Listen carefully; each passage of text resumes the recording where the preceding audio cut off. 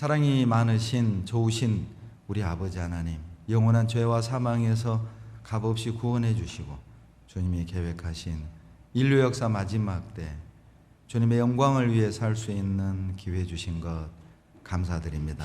7번에 걸친 수양회를 무사히 마칠 수 있도록 인도해 주시고 또 10,000명이 넘는 많은 영혼을 말씀 앞으로 불러 모아 주심에 감사드립니다. 특별히 저희 화순에서도 많은 분들이 구원을 얻고 하나님 앞에 마음을 다지는 은혜를 베풀어 주심에 감사드립니다. 새롭게 구원받은 귀한 주님의 자녀들, 먼저 구원받은 형제자매들 그 무리 가운데 뿌리를 내려 30배, 60배, 100배 열매 맺는 삶을 통해 우리를 대신하여 죽었다가 다시 사신 주님의 영광을 높이고 주님을 자랑하는 은혜를 보답하는 삶을 살 수 있도록 도와주시옵소서. 또 먼저 된 저희들이 믿음과 사랑과 정절과 말과 행실에 대하여 본을 보이고 나중된 형제자매님들을 말씀 앞으로 잘 인도할 수 있도록 도와주시옵소서. 이 시간 병상에 계시는 많은 형제자매님들 계십니다. 어느 곳 어떤 형편에 계시든지 주님이 주신 은혜를 기억하고 감사와 찬양이 입술에서 그치지 않게 축복해 주시옵소서. 이 시간 하계 수양회장 철거 봉사를 위해 많은 형제자매님들이 땀을 흘리고 계십니다. 우리 화순에서도 또 10명의 청년이 함께하고 있습니다. 안전을 지켜주시고 땀을 흘리는 그 속에서 하나님의 은혜를 경험하고 하나님의 임재를 체험할 수 있도록 은혜 더하여 주시옵소서. 이 시간 성령께서 우리 가운데 함께 하셔서 듣는 모든 이들의 마음을 감동시켜 주시고 말씀을 들을 때마다 하나님께서 우리 각자에게 주시는 말씀으로 듣고 그 말씀의 다스림을 받고 그 말씀의 지배를 받는 우리의 삶이 되게 하시고 말씀으로 우리의 생각과 삶을 변화시켜 주시고 주님 뜻 가운데 인도해 주시옵소서. 하나님으로 만족하고 하나님을 증거하고 하나님을 자랑하고 하나님을 높이는 우리의 삶이 되게 도와주시옵소서. 이 시간 하나님의 뜻만을 바르게 전해드릴 수 있도록 입술을 주장해 주시옵소서. 우리를 사랑하시는 예수님 이름으로 감사하며 기도드렸습니다. 아멘. 자, 룻기 2장 10절을 찾겠습니다. 구약 성경 404페이지. 구약 성경 404페이지. 룻기 2장 10절을 다 같이 읽겠습니다. 룻이 땅에 엎드려 절하며 그에게 이르되 나는 이방 여인이여늘 당신이 어찌하여 내게 은혜를 베푸시며 나를 돌아보시나이까. 오늘은 한 여인의 이야기를 말씀드리려고 합니다. 바로 룻이라는 여인입니다. 룻과 이름이 비슷한 사람이 창세기에 나오죠. 롯. 예, 항상 저도 과거에는 롯과 룻이 헷갈렸는데 아브라함의 조카는 롯, 그리고 이 믿음의 여인은 룻, 조카니까 롯. 반응이 이렇게 싸늘할 줄 몰랐습니다. 그리고 믿음의 여인은 룻, 이렇게 외웠더니 그냥 정리가 됐습니다. 성경에 많은 여인이 등장을 하지만 이 룻처럼 하나님의 놀라운 은혜를 경험한 여인도 드물 것입니다. 룻이 방금 읽은 본문에 스스로 말했던 것처럼 이방 여인임에도 불구하고 모압 여인임에도 불구하고 어떻게 하나님의 많은 은혜를 입을 수 있었을까? 룻을 통해 하나님의 은혜를 부르는 사람의 모습은 어떤 사람인지에 대해서 오늘 함께 생각해 보기 원합니다. 그래서 오늘 말씀의 제목은 하나님의 은혜를 부르는 사람, 하나님의 은혜를 불러드렸던 룻의 모습을 통해서 하나님의 은혜를 부르는 사람이 어떤 사람인지에 대해서 함께 생각해 보겠습니다. 이 룻기는 사사시대 초반에 있었던 사건입니다. 우리가 아는 것처럼 사사시대는 어두운 역사라고 말씀드릴 수 있습니다. 그 어둠 속에서 유독 빛나는 별이 하나 있었는데 바로 그 별은 룻이라는 여인이었다는 것이죠. 인간은 타락했지만 하나님은 그 속에 늘 빛을 비추는 별을 주셨고 희망을 주시고 있음을 룻을 통해 하나님이 우리에게 말씀하십니다. 인간의 불순종이 결코 하나님의 뜻을 거스릴 수 없고 하나님의 뜻을 회방할 수 없음도 이 룻기를 통해 우리가 교훈받을 수 있습니다. 룻은 하나님의 마음을 시원케 하는 여인이었고 또 하나님의 마음을 움직이는 여인이었고 하나님을 감동시키는 여인이었고 어떤 이들은 룻을 말하기를 룻은 숨은 보석과 같다. 또 룻은 숨은 영웅과 같다. 이렇게 룻을 평가합니다. 룻은 사사는 아니었습니다. 그러나 어떤 사사보다도 빛나는 믿음의 사람이었고 어떤 사사보다도 놀라운 하나님의 은혜를 경험했던 여인이었다는 것이죠. 룻은 하나님의 은혜를 받을 만한 충분한 자격이 있는 사람이었어요. 자, 무엇이 그 놀라운 하나님의 은혜를 룻에게 임하게 했는가?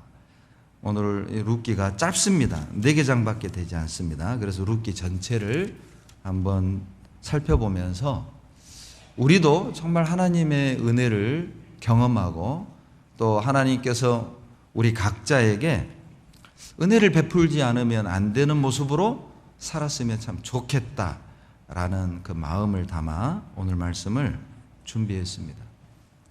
1장에 이제 두 주인공이 나오는데 바로 나오미와 룻이 등장을 합니다. 그리고 1장에서 이 룻이 탁월한 선택을 하는 장면이 나오죠. 그리고 2장에서 정말 드라마틱하게 보아스와 룻과의 만남이 이루어집니다. 그리고 3장에서는 룻에 대한 시어머니 나오미의 배려가 나오고 그 배려로 말미암아 4장에서 드디어 보아스와 룻이 결혼을 하고 그리고 그 후손 가운데 다윗이 등장했다, 다윗이 태어났다라는 내용으로 기록이 끝나요.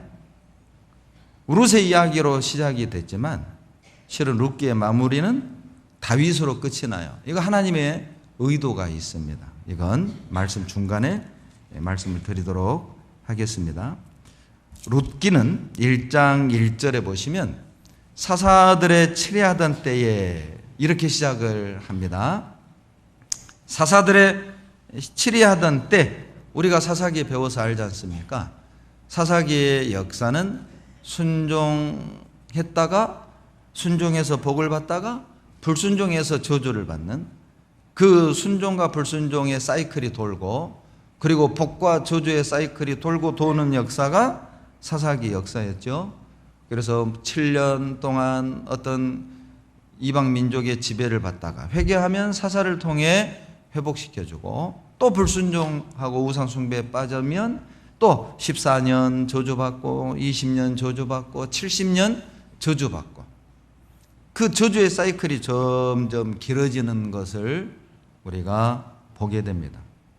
의도적으로 하나님이 룻이 등장했던 그 시대는 평안한 때가 아니었다는 겁니다. 결코 뭐 살만하고 행복한 그런 시절이 아니라 사사들이 치레하던 때 정말 암울하고 어두운 시대에 룻이 등장했다. 그런데 1장 1절은 그렇게 어두움으로 시작을 하지만 4장 마지막 22절은 다윗을 낳았더라 이렇게 끝이 나죠. 영광으로 끝이 나는 거예요. 어둠으로 시작이 됐지만 영광으로 끝이 나고, 또 슬픔으로 시작했지만 기쁨으로 끝이 나고, 뿐만 아니라 그 내용을 통해서 최악에서 최상으로의 인생 역전을 이 룻기가 우리에게 보여주고 있습니다. 한 사람의 선택이 얼마나 엄청난 영향을 끼치는지 룻기는 우리에게 말하고 있어요.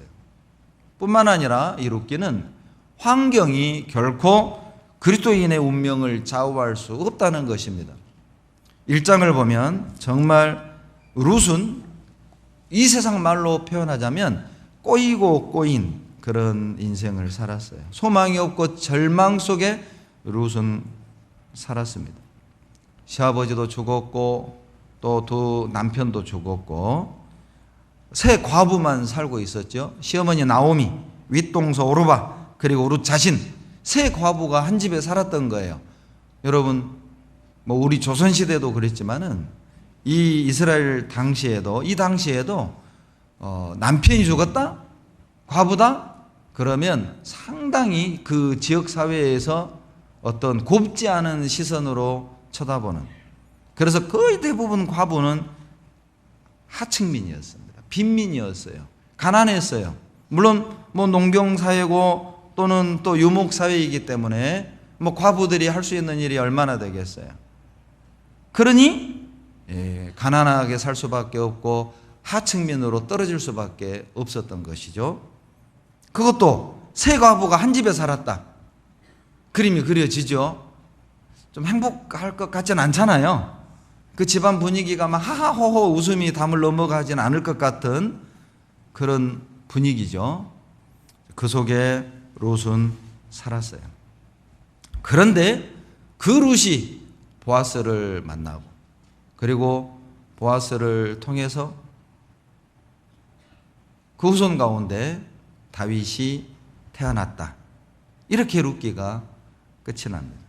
이 룻기는 사사시대와 그리고 이제 왕정시대로 접어드는 연결고리다, 그렇게 말을 해요. 어두운 사사시대에서 이제 1대 왕 사울왕이 등장하고 2대 왕 다윗왕이 등장하는 사사시대와 왕정시대를 연결하는 연결고리다. 왜냐하면 마지막 절이 다윗으로 스포트라이트를 비추고 끝이 나죠.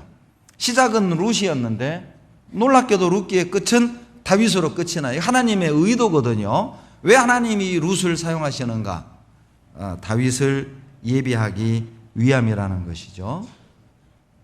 이 룻기의 흐름을 보면 정말 하나님 참 멋진 분이다. 그리고 하나님은 오랜 시간 계획을 갖고 계시고, 그리고 오래전부터 그 계획을, 하나님의 뜻을 이루기 위해 인간이 느끼지 못하도록, 인간의 눈에는 보이지 않지만 하나님은 섭리하시고 인도에 가심을 알 수가 있어요. 우리 눈에는 룻의 시어머니 나오미가, 그리고 시아버지 엘리멜렉이 정말 흉년이 들어가지고 먹을 것 없으니까 먹을 것 찾으러 모압 땅으로 흘러 들어간 것처럼 보이지만, 1장은 그렇게 비극처럼 보이지만, 흉년이 든 것처럼 보이지만, 그리고 재산을 다 말아먹은 것처럼 보이지만, 그런데 결국 하나님은 그 사건을 통해서 다윗을 예비하고, 그리고 다윗 후손 가운데 마태복음 1장까지 연결되는데 예수 그리스도가 다윗의 가게에 오실 것을 계획하고 준비하셨다는 사실을 볼 수가 있어요. 룻기는 룻에서 시작해서 다윗으로 끝이 납니다.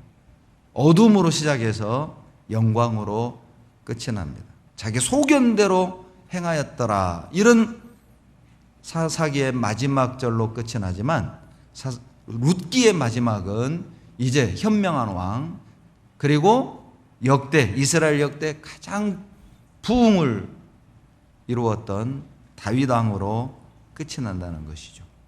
룻기 1장 1절 보시겠습니다. 룻기 1장 1절. 사사들의 치리하던 때에 그 땅에 흉년이 드니라. 유다 베들레헴에 한 사람이 그 아내와 두 아들을 데리고 모압 지방에 가서 우거하였는데, 여러분, 자, 유다 베들레헴 귀에 많이 익은 도시죠. 여러분, 베들레헴 하면 여러분이 기억나는 사건은 뭐예요? 베들레헴, 막 베둘레헴 그러지 말고 예수님의 탄생하신 고향이에요. 베들레헴은 예수님이 탄생하신 도시뿐만이 아니라 여러분 다윗 왕의 고향이기도 합니다. 하나님이 의도적으로 지금 유다 베들레헴의 도시 이름을 기록하신 거예요. 하나님이 암시하시는 거죠. 자, 눈에 보이는 건 흉년이지만 그 흉년을 통해 뭔가 하나님이 선하신 계획을 가지고 있고 또 하나님이 뭔가를 섭리하시길 계획하고 있음을 유다 베들레헴 이 도시 이름을 통해 우리에게 보여주시는 거예요. 1절에 보시면 그 땅에 흉년이 들었다고 되어 있죠. 생각지 않은 고난이 찾아왔어요. 실은 이 엘리멜렉은 룻의 시아버지 엘리멜렉은 재산이 있었던 사람입니다. 21절에 보시면요. 1장 21절에 내가 풍족하게 나갔더니 재산이 그래도 좀 있었던 사람이었어요. 먹고 살만한 거죠. 그래서 좀 넉넉한 환경에 살았단 말이에요. 그런데 1절에 어느 날 갑자기 흉년이 찾아왔어요. 생각지 않은 고난이 찾아왔던 것이죠. 여러분, 우리의 믿음은 흉년이 들어야 우리의 믿음의 진위를 알 수 있어요. 흉년이 들어야 내 믿음이 정말 어떠한 상태인지를 우리는 가늠해 볼 수 있습니다. 그래서 이런 격언이 있죠. 여름나무 속에 새집은 볼 수 없지만 겨울나무 속에 있는 새집은 볼 수 있다. 여름나무 속에 있는 새집은, 여름나무는 이파리가 무성하기 때문에 그 속에 새집이 안 보이죠. 여름나무는 뭐겠어요? 뭐 좋은 환경 또 어떤 고난이 없고 편안한 환경 속에서는 새집, 믿음이라고 보셔도 돼요. 알 길이 없어요. 시간이 나서 교회 나오고 물질이 있어서 헌금하고 성격이 좋아서 봉사하는 건지 어찌 알아요? 그런데 이제 겨울이 오면 이파리 다 떨어지죠. 앙상한 가지만 남잖아요. 그 속에 새집은 볼 수 있다.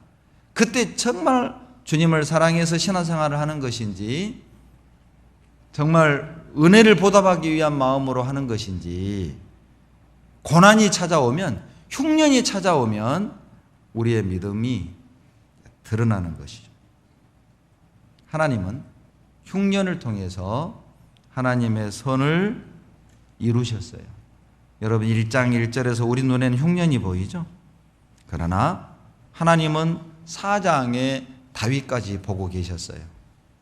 1장 1절에 흉년을 왜 하나님이 허락하셨습니까?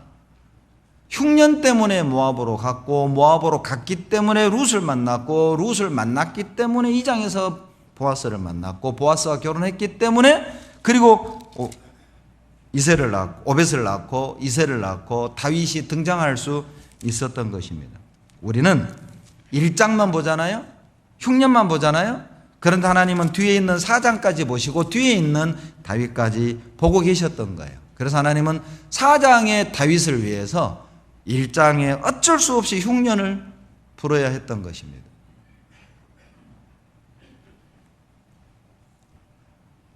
다윗을 얻기 위한 과정이었던 것이죠.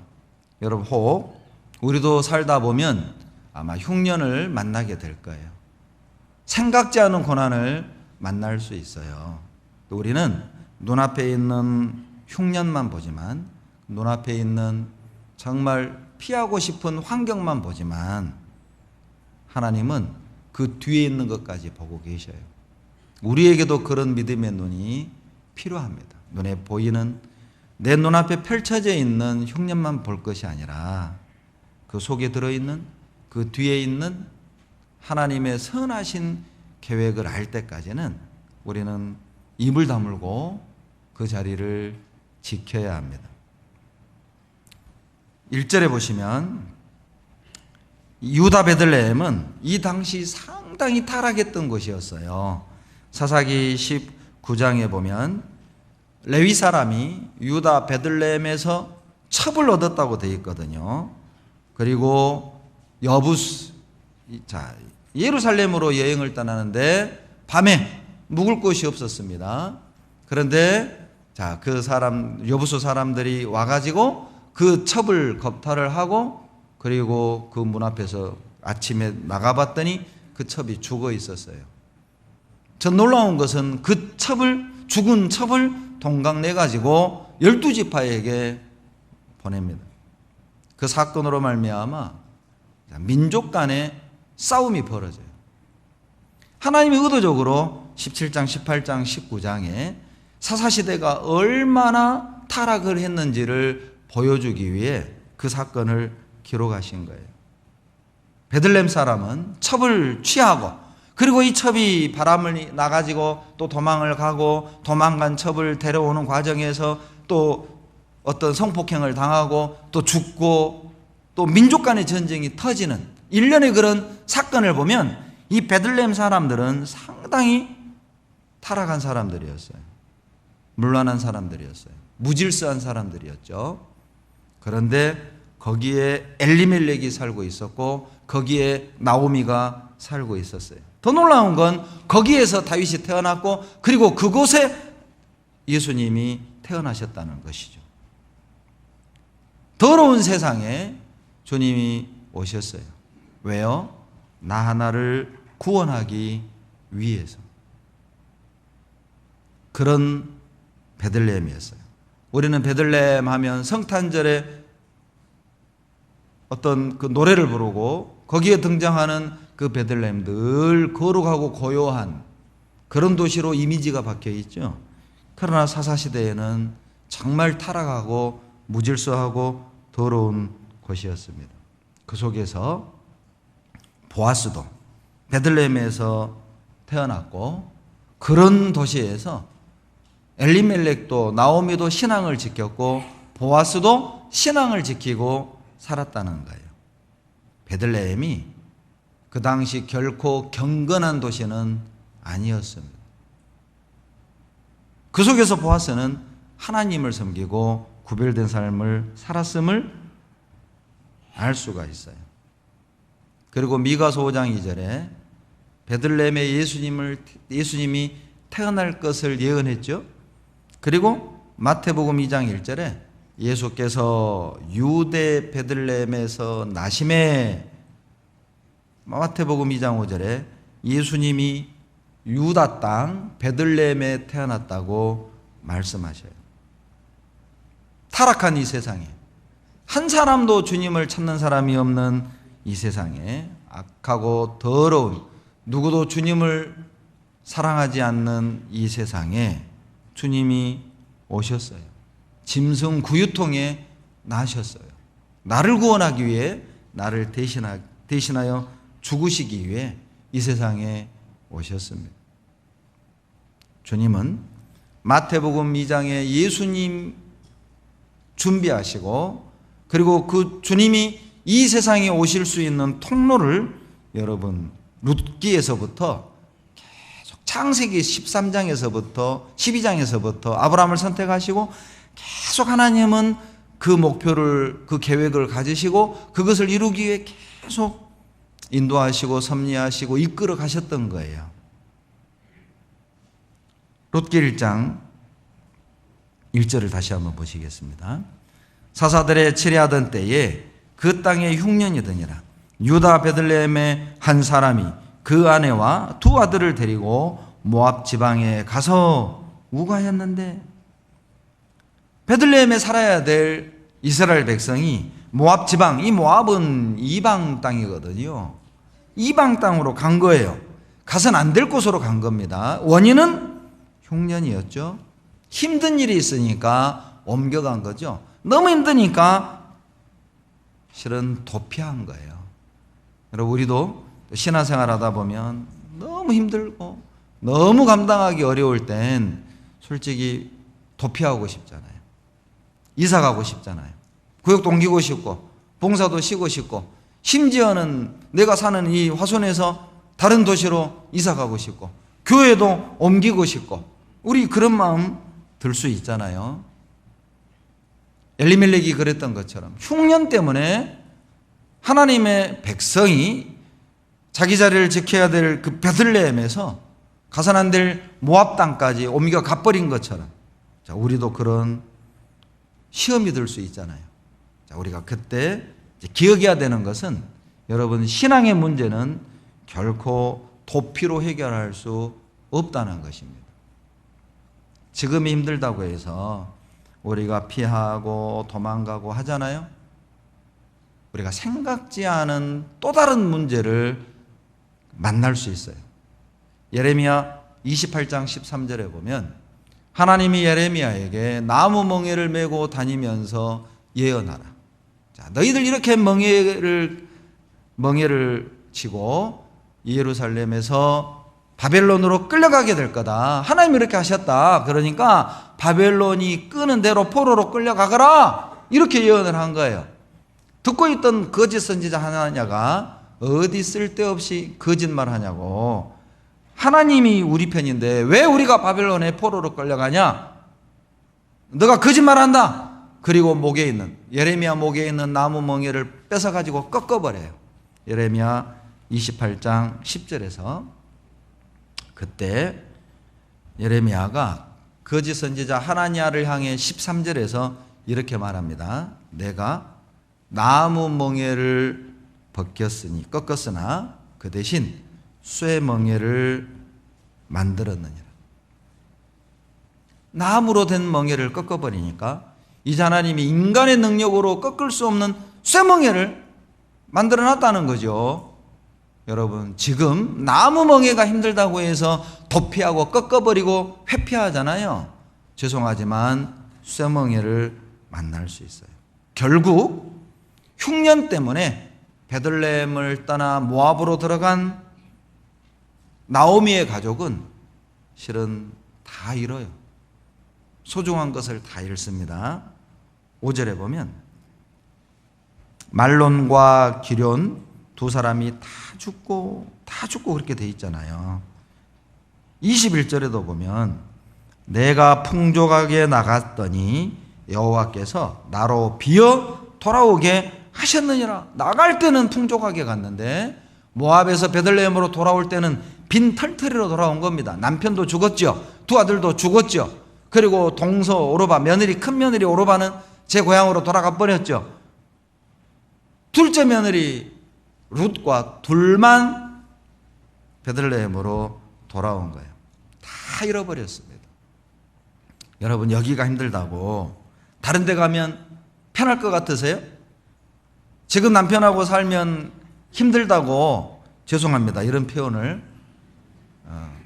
다른 남자하고 살면 뭐 나아질 것 같아요? 어떤 할머니가 그러더라고요. 그놈이라고. 이 할머니가요 재혼을 하셨대요. 이 할머니들이 짓궂잖아요. 노인정에서 물었대요. 할멈 어때요? 첫 것이나 둘째 것이나? 그러니까 할머니가요 다 그놈입니다. 그 정답 같아요. 신앙의 문제는 여러분 도피해서 해결되는 건 아닙니다. 물론 어떤 경우는 상황을 바꿔줘서 좋아지는 경우도 있을 수 있겠지만 그러나 행여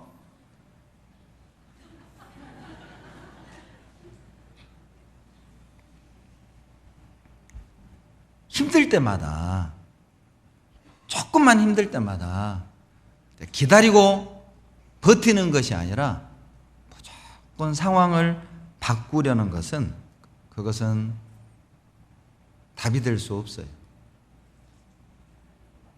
룻기 1장 4절 봅시다. 룻기 1장 4절 그들은 모압 여자 중에서 아내를 취하였는데 하나의 이름은 오르바요 하나의 이름은 룻이더라. 거기 거한 지 10년쯤에 아마 베들레헴을 떠나서 모압으로 갈 땐 그래 조금만 이 흉년만 좀 버티고 지나가면 돌아가자, 아마 이런 생각으로 잠시 머물다 돌아갈 생각이었을 거예요. 그런데 웬걸요? 10년이 훌쩍 지났습니다. 여러분 정말 시간 빨리 가죠. 그러죠? 저도 화순에 온 지 엊그제 같은데 5년이 훅 갔어요. 엊그제 같아요. 얼마나 여러분 시간 빨리 갑니까? 여러분 고등학생 시절 엊그제 같죠? 그러죠? 근데 훅 가가지고 막 50대가 됐어요. 여고 시절 엊그제 같죠? 그러죠? 그런데 벌써 지금 할머니가 돼가지고 막 침 맞으러 다니고 연골 수술하고. 근데 아직도 마음은 여고 시절. 동창들 만나면 뭐 완전 여고생으로 돌아가요. 동창들 만나면 중학교 시절로 돌아가지요. 그렇게 시간이 빨리 가요. 10년이 지난 겁니다. 그냥 잠깐 머물다 돌아올 생각이었는데, 그런데 6절 보세요. 그 10년 동안 남편 죽었죠? 두 아들 죽었죠? 그런데 놀라운 소식이 전해 들어와요. 6절, 그가 모압 지방에 있어서 여호와께서 자기 백성을 권고하사 그들에게 뭘 주신 거예요? 양식을 주셨다. 이 소리가 나오미에게 들렸겠죠. 나오미 마음이 어땠을까요? 그 소식을 들었을 때 나오미는 무슨 생각을 했을까? 이런 생각 안 했을까요? 10년만 참았으면 됐는데, 이런 생각 안 했을까요? 내가 10년만 버텼으면 됐는데. 아마 그랬다면 남편도 안 죽고 두 아들도 죽지 않을 수 있었을 텐데, 이런 후회하지 않았을까? 여러분, 우리도 그런 경우 있잖아요. 내가 조금만 참았을 걸. 내가 조금만 참았으면 됐는데, 내가 그거 못 참아가지고 조금만 참았으면 됐는데. 여러분 10년만 참아보세요. 양식이 생겨요. 아무리 힘들어도 여러분 우리 위치는 지켜야 합니다. 조금만 더 참아보세요. 그러면 7절에 6절의 소식이 들릴 거예요. 하나님이 자기 백성을 권고하사 기억하사 양식을 주셨다. 문제를 해결해 주신다는 거죠.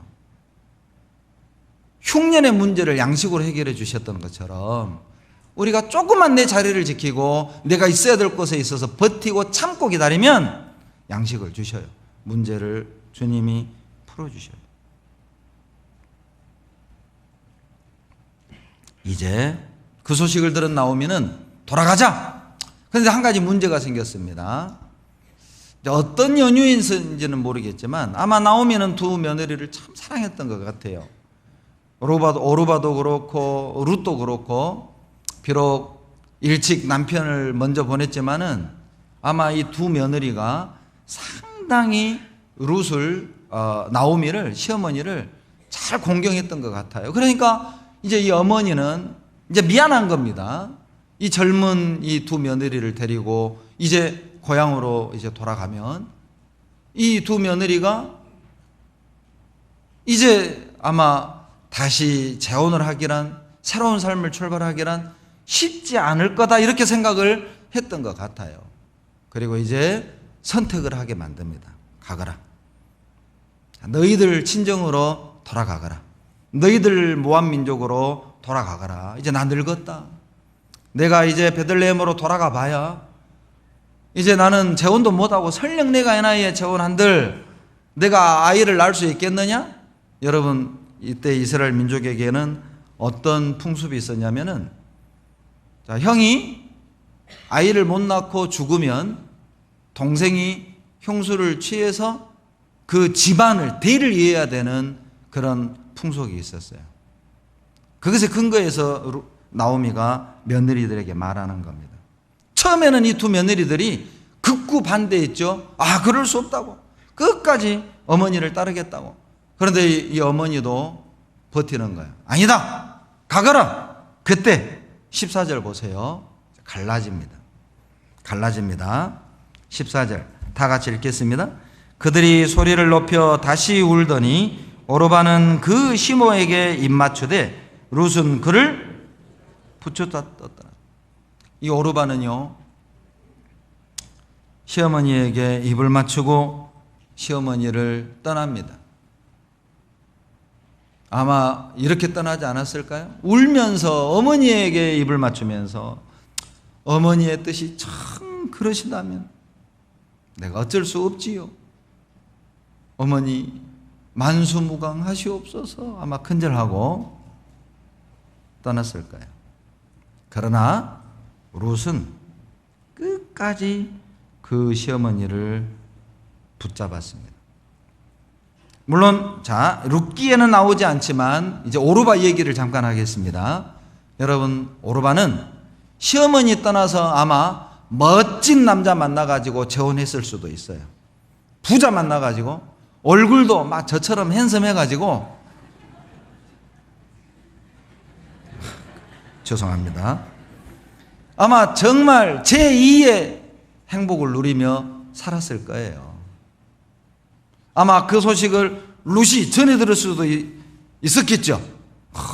너 동서는 누구 만나가지고 누구 집 있었잖아. 그 옆집 2개 그 옆에 건너가지고 그 누구 집, 그 만석군 거기, 예, 그 집 만나가지고 막 아들 2 낳고 막 지금 막 깨가 쏟아진대.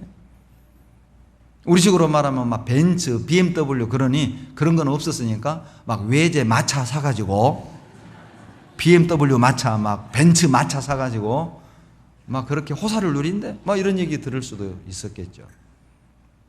아마 그때는 오르바가 내가 선택을 참 잘했구나 그렇게 생각했을 수도 있을 거예요. 그러나 자 1장 14절 이후부터는 오르바의 이름은 나오지 않습니다. 그리고 룻은 마태복음 1장 신약에까지 룻의 이름이 등장을 해요. 예수님의 족보에 룻이 등장을 합니다. 이 시간 우리가 오르바를 인터뷰할 수 있다면, 자 오르바 씨, 오르바니까 오실까요? 오르바, 오양, 자 어떻게 생각하세요? 당신의 선택에 대해서 어떻게 생각하십니까? 오르바는 뭐라고 얘기할까요? 분명 후회할 겁니다.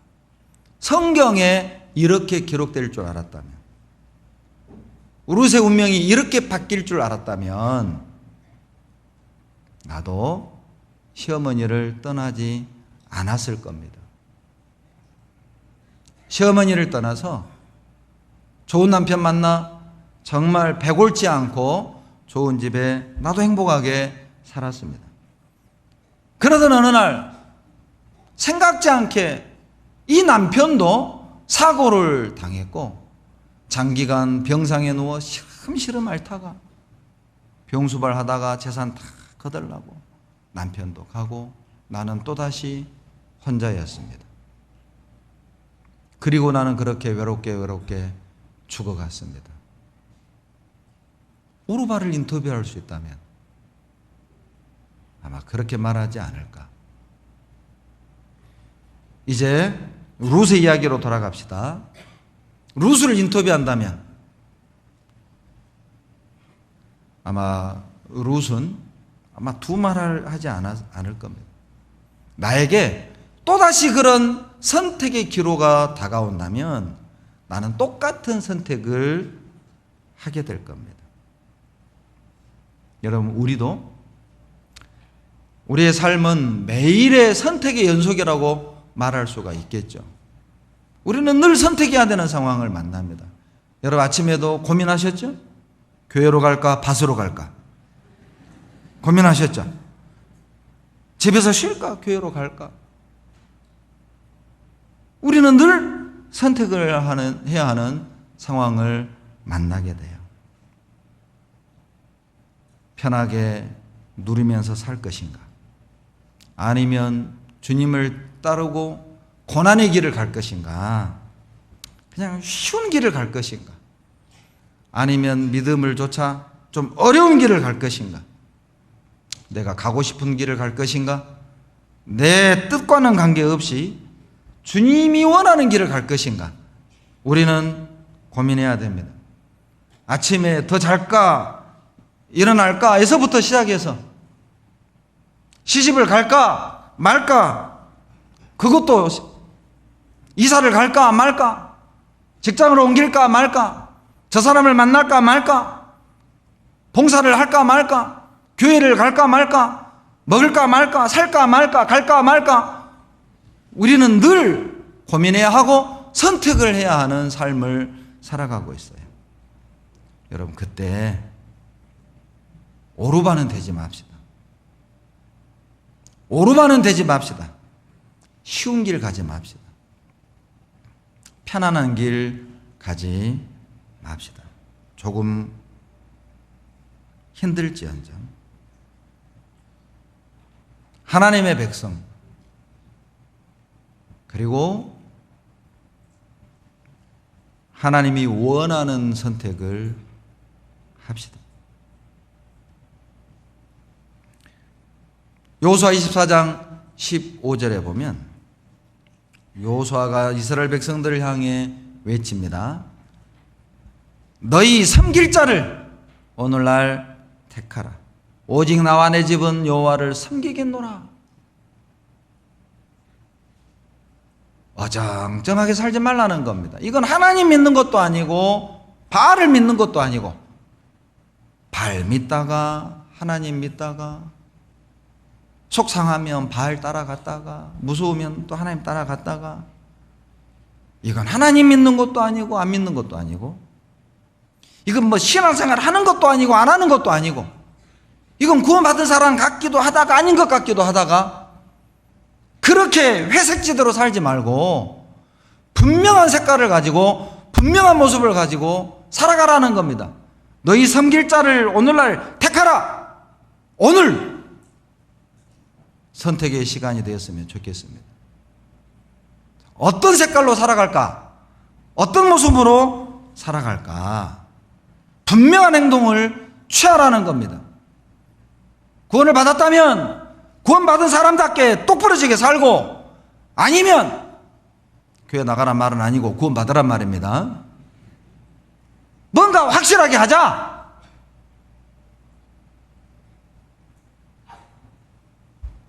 언제까지 시간만 흘려보낼 것인가?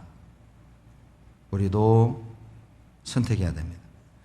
학창시절, 자, 여러분 중간고사, 기말고사를 볼 때 모르는 문제가 나왔어요.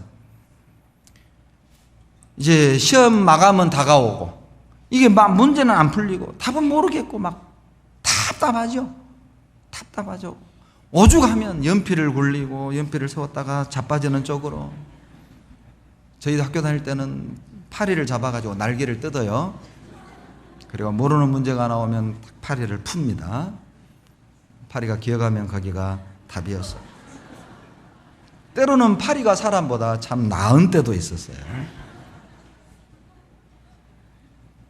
참 선택을 해야 되는데 어떻게 해야 될지를 모르는 그런 상황들 우리가 만나잖아요. 그러나 신앙은 그렇게 불확실한 것이 아니라는 거예요. 우리가 주님을 선택을 하면, 우리가 영원한 것을 선택을 하면, 우리가 하늘의 것을 선택을 하면, 여러분 그 길은 분명한 것입니다. 열왕기상 18장 21절, 여기에 시를 껴놓으시고요. 룻기에 시를 껴놓으시고 열왕기상 18장 21절,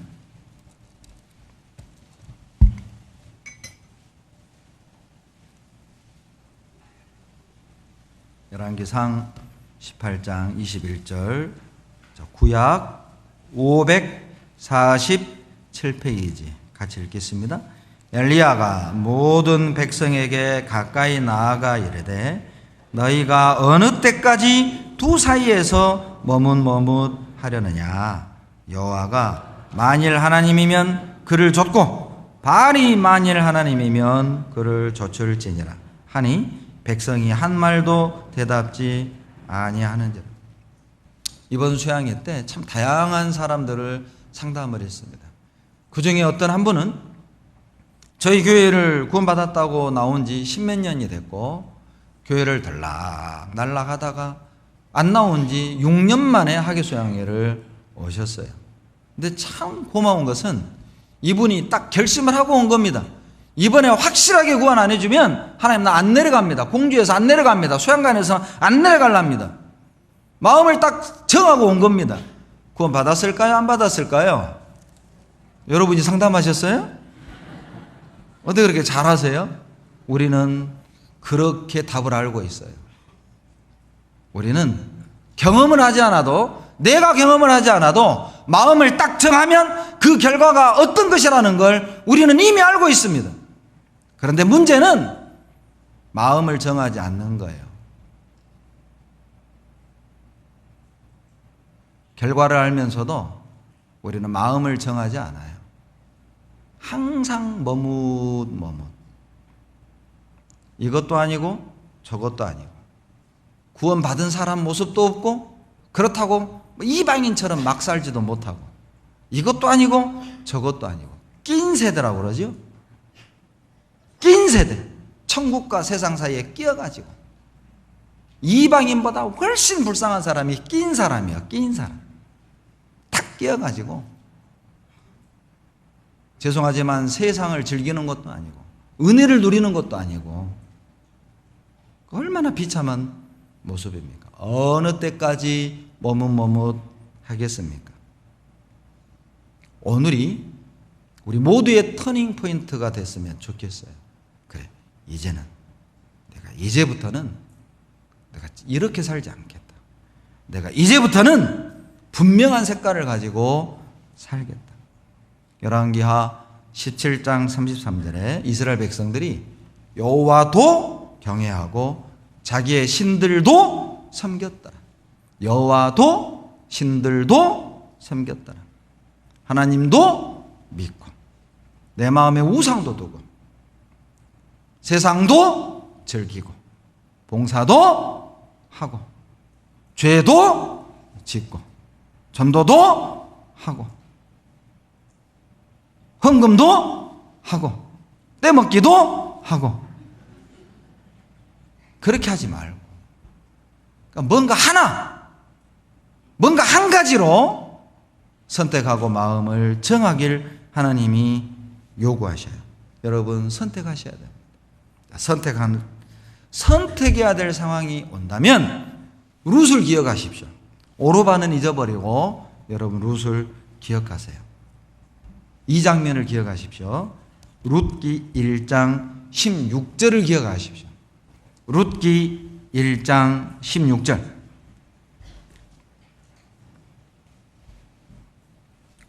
자, 룻기 1장 16절 같이 읽겠습니다. 룻이 가로되 나로 어머니를 떠나며 어머니를 따르지 말고 돌아가라. 강권하지 마옵소서. 어머니께서 가시는 곳에 나도 가고 어머니께서 유숙하시는 곳에서 나도 유숙하겠나이다. 어머니의 백성이 나의 백성이 되고 어머니 하나님이 나의 하나님이 되시리니. 룻은 하나님의 영광을 선택했습니다. 하나님을 따르는 쪽을 선택을 한 거예요. 육신이 편하게 사는 쪽을 선택을 한 게 아니라 하나님의 영광을 선택했다는 거예요. 룻은 이 땅에 안정된 삶을 선택한 것이 아니라 하늘의 것을 선택했음을 알 수 있습니다. 자, 우리도 선택해야 되는 상황이 온다면 여러분 돈보다 명예를 선택하셔야 됩니다. 내 생각보다 하나님의 뜻에 맞는 것을 선택하셔야 됩니다. 재미있는 것보다 의미 있는 것을 선택하셔야 돼요. 여러분 쾌락보다는 가치 있는 것을 선택하셔야 되고, 영원하지 않는 것보다는 영원한 쪽을 선택을 하셔야 되고, 이 땅의 것보다는 하늘의 것을 선택하셔야 되고, 썩어질 것보다는 썩지 않는 것을 선택하는 것이 여러분 지혜입니다. 자, 어떤 선택을 하시겠습니까? 룻의 선택을 도왔던 사람이 나오미죠. 16절 끝부분에 보면 어머니의 하나님이 나의 하나님이 되시리니 어머니 하나님을 선택하신 거예요. 여러분 이게 어떤 의미입니까? 룻은 나오미를 통해 하나님을 알게 된 거예요. 룻은 모압 여인이잖아요. 룻은 이방인이었습니다. 그 이방인이 어떻게 하나님을 알게 된 겁니까? 시어머니 나오미를 보고 하나님을 알게 된 거예요. 이 시어머니를 보니까요, 시아버지도 죽었죠. 그 많던 재산 다 날아갔죠. 두 아들 죽었죠. 과부가 됐죠. 가난하게 됐죠. 그런데도 당당한 겁니다. 당당하게 사는 겁니다. 비록 가진 것은 없지만은 남편과 아들과 재산을 잃었지만은 확신에 찬 삶을 사는 거예요. 하나님을 경배하고 그 삶이 변함이 없는 겁니다. 불평이 없고 원망이 없고 하나님을 향해 기도하고 찬양을 하고. 룻은 나오미를 통해 하나님을 봤던 것이고 나오미를 통해 하나님을 알 수 있었던 거예요.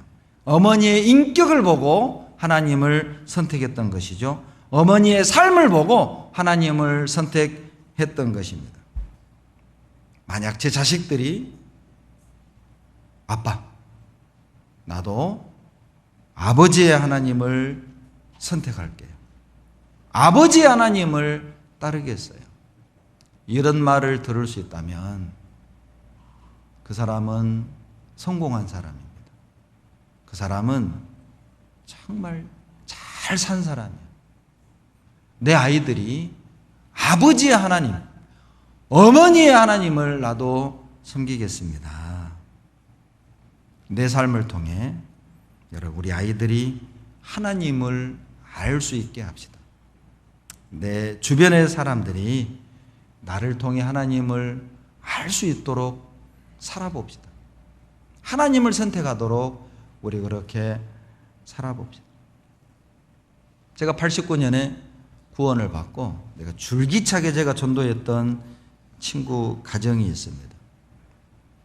제가 이제 고등학교 때 기숙사 생활을 했는데 토요일이 되면 나가야 돼요. 기숙사에서 나가면 밥을 먹을 수가 없어요. 근데 공부는 해야 되겠고, 물론 이제 광주에 형님이 사셨지만 저는 학교는 한평이었고요. 한평에는 가족이 아무도 없었습니다. 그 유명한 명문 학다리 고등학교를 제가 다녔거든요. 그런데 이제 학다리에 남아서 공부는 해야 되고, 또 밥 먹을 곳은 없고, 그러면 내가 늘 찾아가는 곳이 그 고등학교 정문 앞에 있는 친구 집이었어요. 그 친구 아버지가 학다리 중학교 수학 선생님이셨어요. 서울대를 나오셔가지고 중학교 교감도 하시고 고등학교 교장까지 하시고 퇴임을 하신 아버님이셔요. 근데 이제 제가 이제 먹을 것이 없고 잘 곳이 없을 때 제가 그 집을 가면 제가 이제 제 친구보다 2살이 제가 많아요. 제 친구보다. 그러니까 항상 어머님이 저를 이렇게 안겨주시면서 큰아들 왔는가? 우리 큰아들 왔는가? 그리고 이제 그 집을 가면 여러분 동그랑땡을 먹을 수가 있었어요. 그 소세지 그 이따만 둥근 거 이렇게 얇게 썰어가지고 계란 입힌 거 있잖아요. 부자만 먹을 수 있는 그걸 늘 해주신 거예요. 저한테는 얼마나 큰 은혜입니까? 춥고 배고픈 어린 아이에게, 학생에게 잠잘 곳을 주고 평소 먹어볼 수 없는 음식을 그 어머니가 해주셨어요. 제가 구원을 받고 전도하기 시작했어요. 그 전도하러 간 겁니다. 고등학교를 졸업을 하고 명절에도 제가 참 많은 친구가 있는데 다른 친구 집은 안 가도 그 집은 갔어요. 제가 전도인이 돼서 서울중앙교회로 갔을 때도 제가 다른 명절이 되면 내려오면 꼭 그 집은 갔어요. 제가 강원도 동해로 발령이 나서 동해에서 목회를 할 때도 명절에 내려오면 제가 한 집 꼭 그 집은 갔어요. 전도하려고. 제가 받은 은혜가 있으니까 동그랑땡 때문에. 그런데요, 정말 부끄러운 얘기입니다만 전도하러 가서 예수님, 하나님 얘기를 한 번도 꺼내지 못하고 그냥 나왔어요. 왜냐하면 그 아버지가 제일 싫어하는 사람이 교회 다니는 사람입니다. 아주 대쪽이셔요. 근데 제가 만약 아버님 예수 믿으세요, 성경 배워봅시다, 그러면 형기야 너 오지 마라, 이러고도 남을 뿐이에요. 너 앞으로 우리 집에 오지 마라, 이러고도 남을 뿐이에요. 그러니까 전도하러 갔다가 이제 목요 은사님이시니까 뭐 학교 얘기, 은사님들 얘기, 그런 얘기만 하다 돌아와요. 그러기를 24년을 그렇게 지나갔어요. 한 20년 정도가 그렇게 지나갔어요. 그리고 제가 제 기억에 2005년경, 2007년, 6년경 갑자기 이제 아버님이 풍으로 쓰러진 소식을 들었습니다. 이게 저에게는 징계라고 생각이 들었어요. 그리고 찾아가서 무릎을 꿇고 아버님 구원 받으셔야 돼요. 나가라고 이제 호통 들을 각오를 하고 구원 받으셔야 돼요. 그런데 아버님의 대답은 정말 놀라운 대답이었어요. 내가 어떻게 해야 구원 받을 수 있냐? 성경 배우십시오. 그리고 이분이 한평교회 가서 말씀을 듣고 구원을 받으신 거예요. 아버님이 말하기를 내가 다른 사람은 몰라도 현기 너의 하나님은 내가 믿을란다. 제가 3일 전 전도하러 가기 3일 전에 실은 제가 다녔던 장로교 그 장로님이 또 제 친구 아버지고 제가 다녔던 고등학교의 교장이셨어요. 그러니까 선배 교장이 되는 거예요. 이 장로님이 이제 후배 교장인 제 친구 아버지를 전도하러 병원에 오신 겁니다. 전 교장, 자네도 예수 믿어야 돼. 예수 믿어야 돼. 그때 이 아버님이 그 선배 교장에게 이렇게 얘기했다는 거예요. 이보시오, 내 5대조 할아버지가 천국 지옥 분리과장이요. 이렇게 그냥 면박을 주고 쫓아냈다는 거예요. 저는 그것도 모르고 3일 뒤에 병원을 찾아간 거예요. 댁을 찾아간 거예요. 그런데 그렇게 말씀을 하신 거죠. 그러니까 옆에 있던 어머니가 놀라신 거예요. 아니 당신 3일 전에 고 교장 선생님이 와가지고 얘기할 땐 그렇게 그냥 단칼에 거절하더니 어떻게 배 목사가 오니까 그렇게 말하냐고. 그때 아버님이 했던 얘기가 있어요. 현기 너의 하나님은 내가 믿겠다.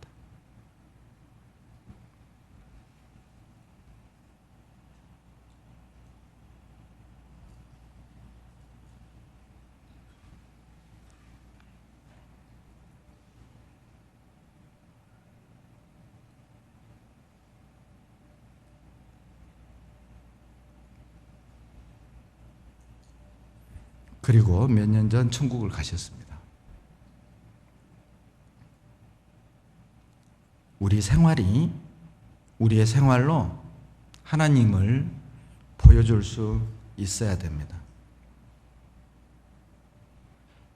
우리가 보여주는 성경 구절, 우리가 보여주는 그런 자료들이 그들을 변화시킬 수 없어요.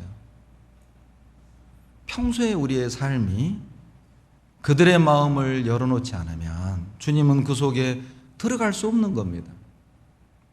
우리는 삶으로 그들의 마음을 열고 주님은 그 속에 들어가서 그들을 변화시키시는 거예요.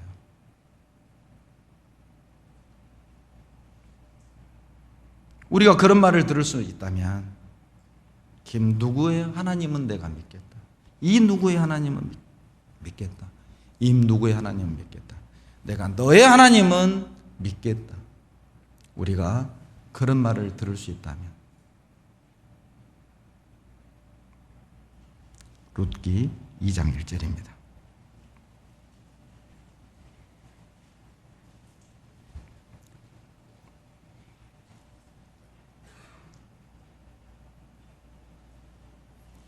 같이 읽겠습니다.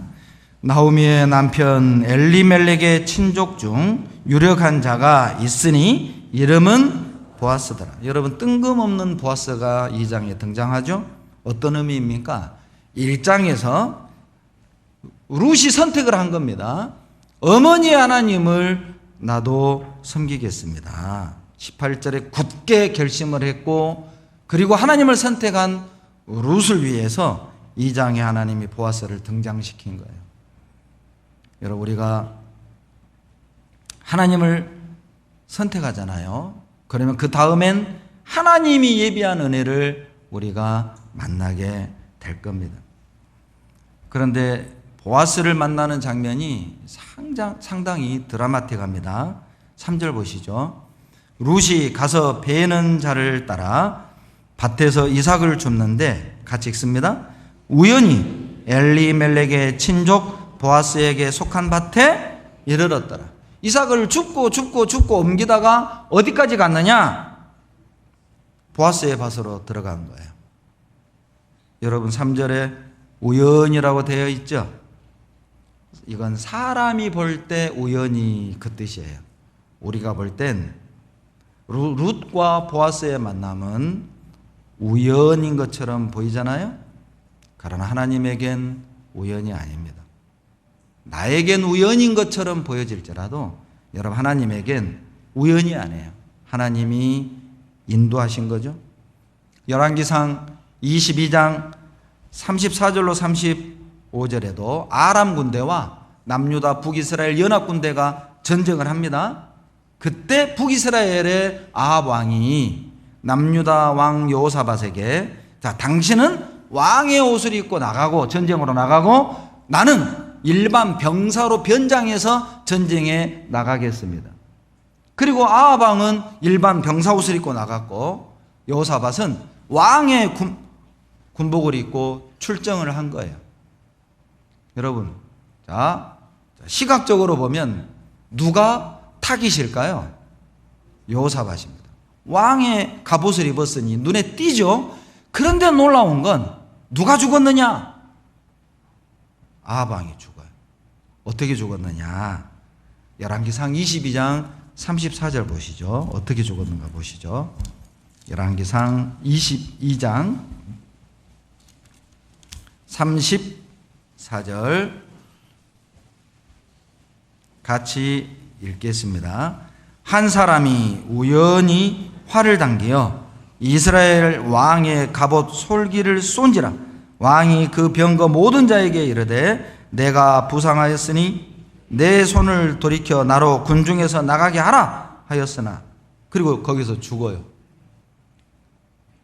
34절에 아람 군대 군사 한 명이 쏜 화살이 우연히 갑옷 솔기 사이로 들어가 아합 왕을 죽인 겁니다. 여러분, 우연인 것처럼 보이죠? 우리가 볼 때는 우연이지만 하나님이 역사하신 거예요. 사무엘상 9장 14절에도 사울이 잃어버린 나귀를 찾아 종 한 사람을 데리고 돌아다닙니다. 찾다 못 찾아요. 종이 말합니다. 주인님, 도련님, 선지자 중에 사무엘이라는 선지자가 있는데 기도하면 다 들어준답니다. 그래? 찾아가자. 사무엘을 찾아갑니다. 집을 못 찾아요. 동네 사람에게 물어봐요. 혹시 여기에 사무엘 선지자 집이 어딥니까? 아, 예, 저기인데 지금 곧 제사 지내러 가니까 빨리 가보라고. 아, 그러냐고. 그리고 이제 그 종놈을 데리고 함께 사무엘 집을 찾아가는데 마치 이렇게 되어 있어요. 사무엘상 9장 14절 보시죠. 마치. 사무엘상 9장 14절입니다.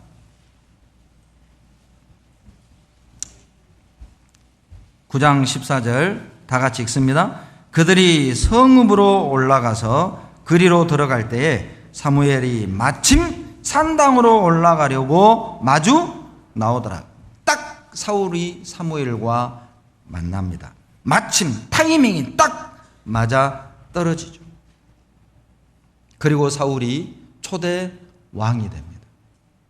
마침 우연인 것처럼 보이죠? 세상 말로 뭔가 이게 탁 아기가 순식간에 딱 맞아떨어진 것처럼 보이잖아요. 사울과 사무엘의 만남은 우연이 아니었어요. 룻과 보아스의 만남도 우연이 아니었습니다. 여러분과 저와의 만남도 여러분 우연이 아닙니다. 우리 자신을 한번 보시죠. 저도 저의 자매를 만나지 않았다면 저도 구원받을 수 없었을 것이고, 자매를 만나지 않았다면 아마 저는 여기에 서 있을 수 없었을 겁니다. 정말 제 인생에 있어서 그날 89년 4월 달 제 자매와의 만남은 내 인생을 송두리째 바꿔놨어요. 우연인 것처럼. 정말 우연인 것처럼. 저의 자매는 저하고 만날 이유가 전혀 없는 사람이었어요. 저는 학교에서 유명했고 우리 자매는 유명 안 했거든요. 만날 이유가 전혀 없었어요. 그런데 어찌어찌 우연히 만났는데 첫 만남에서 저보고 성경 공부해보지 않겠냐. 본인은 나를 전도해놓고도 그 대사를 기억을 못해요. 내가 그랬었어? 그 한마디가 저를 말씀으로 이끌었습니다. 그리고 89년 4월 8일 구원을 받았어요. 그리고 지금 30년째 주님과 동행하고 있습니다. 그 만남이 아니었다면. 자, 여기 앉아있는 우리 모두도 동일하죠. 나를 전도해 준 그 사람을 만나지 않았다면. 접촉사고가 났어요. 그런데 가해자 피해자 관계로 만났는데 가해자가 전도한 거예요. 피해자를. 그리고 피해자가 구원을 받고 주님께 쓰임받고. 자살하려고 목을 걸었는데 못 죽었습니다.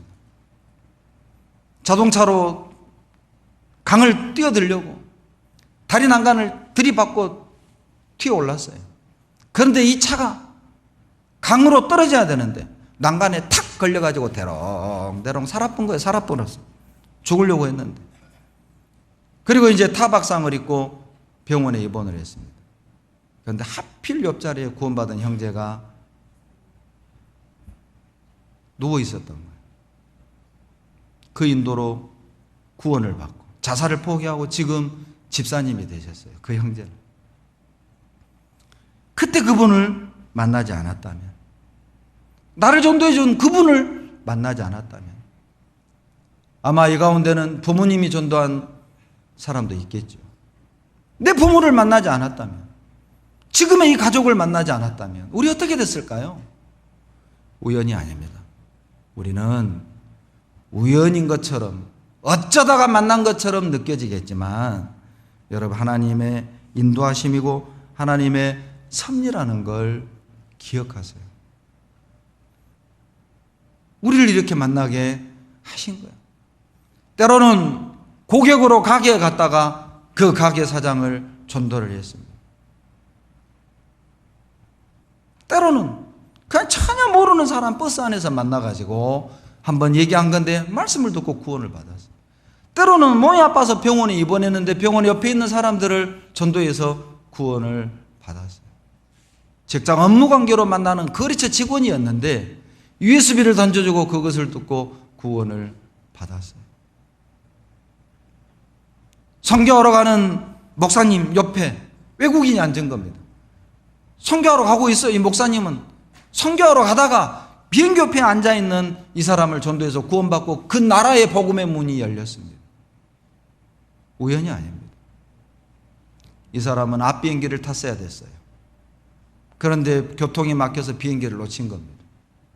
뒷 비행기를 타고 옆자리에 목사님 옆에 앉아서 전도가 되고 구원을 받고 그 나라의 전도의 문이 열린 거예요.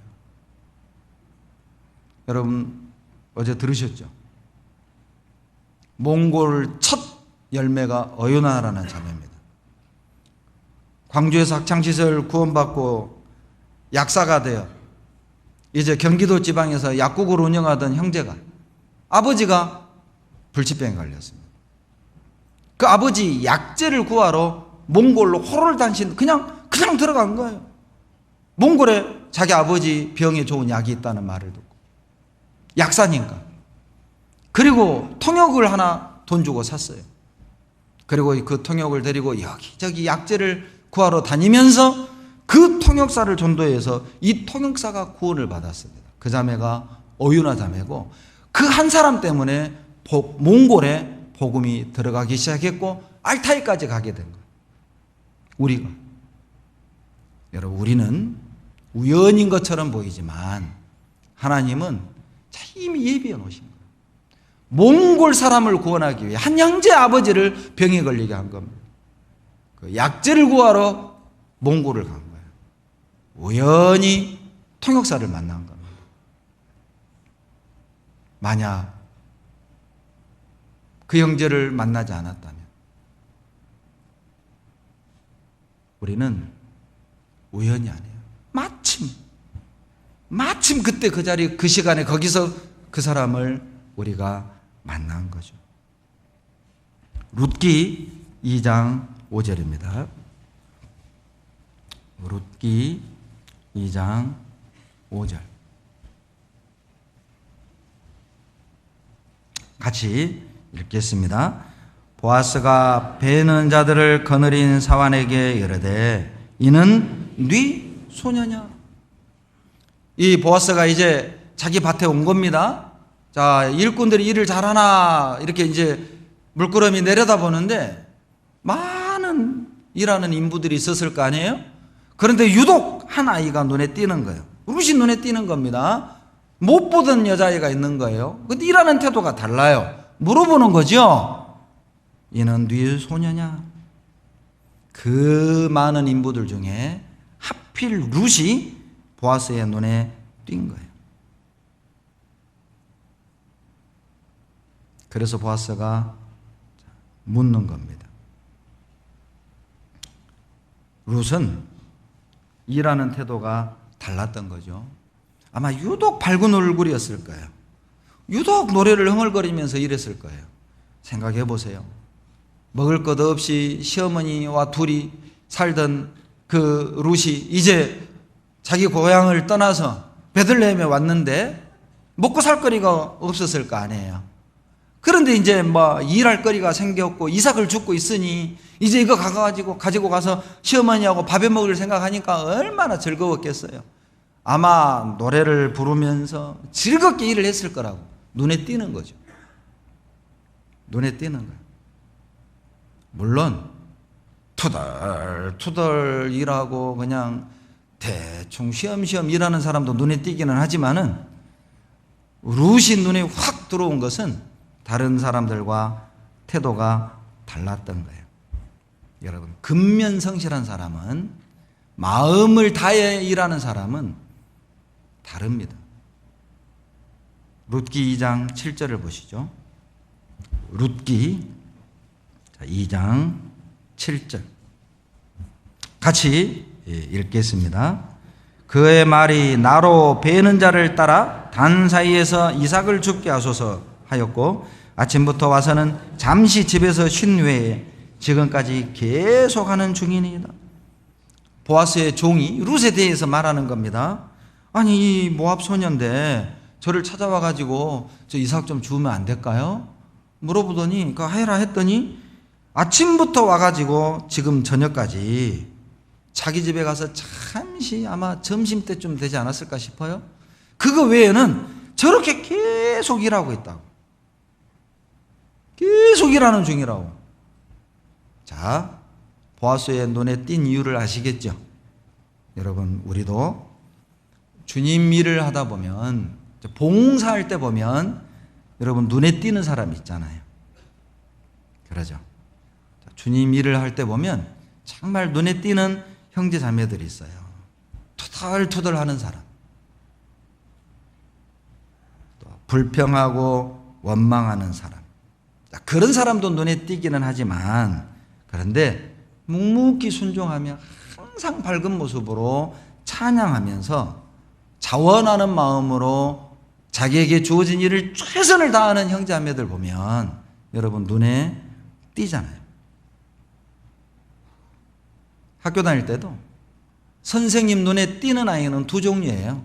아예 공부를 잘해버리던가 아예 사고를 쳐버리던가. 영원히 기억됩니다.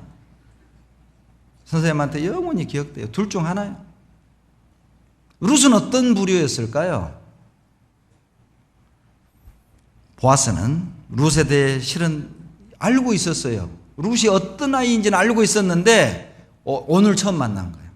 이 시간에 얼굴을 처음 본 거예요. 11절 봅시다. 2장 11절 같이 읽겠습니다.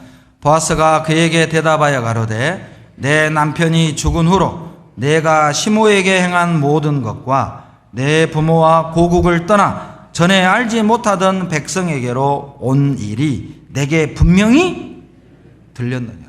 보아스는 아마 룻에 대해서 이미 들어서 알고 있었어요. 그런 애가 있다네. 이방 여인인데 이방인이 베들레헴에 와가지고 그런 사연을 가지고 시어머니를 그렇게 공경하고 아주 댐댐이가 좋다네. 들어서 알고 있었어요.